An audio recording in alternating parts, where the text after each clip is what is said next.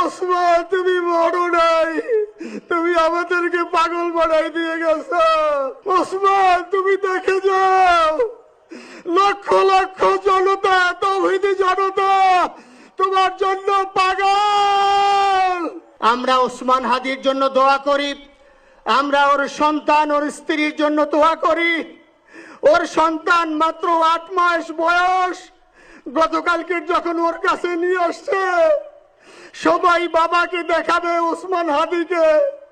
আমি বললাম কি লাভ হবে, ও তো কোনোদিন ওর বাবার চেহারা কথা বলতে পারবে না, ওর ছেলে আর কোনোদিন জানবে না যে আমার বাবা কেমন ছিল। ভাইরা আমার, ওসমান হাদি আর ফিরে আসবে না। ওসমান তুমি দেখে যাও, লক্ষ লক্ষ জনতা, তাওহীদি জনতা তোমার জন্য পাগল। ওসমান তুমি মরো নাই, তুমি আমাদেরকে পাগল বানাই দিয়ে গেছো। আল্লাহর কাছে আমরা সবাই দোয়া করি, আল্লাহ যেন আমার ভাই শহীদ শরীফ ওসমান হাদিকে জান্নাতুল ফিরদাউসের মেহমান হিসেবে কবুল করেন। আল্লাহ তাআলার কাছে দোয়া করছি, আয় আল্লাহ তাআলা, আমরা যারা বেঁচে আছি ঈমানের সাথে স্বাধীনতার সার্বভৌমত্ব রক্ষা করে তৌহিদের দ্বীপ বাংলাদেশকে যেন আমরা রক্ষা করতে পারি, সেই তৌফিক আল্লাহ তাআলা আমাদের নসিব করুন।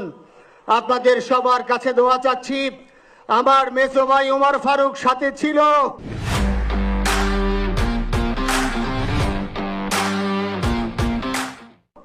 ওর জন্য আপনারা দোয়া করবেন।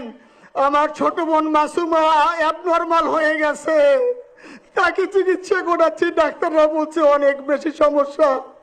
আমাদের পরিবারের জন্য একটু দোয়া করবেন। আমাদের আর কোনো চাওয়া পাওয়া নাই। শরীফ ওসমান হাদি তুমি বেঁচে থাকো, আমরা ওর জন্য দোয়া করি।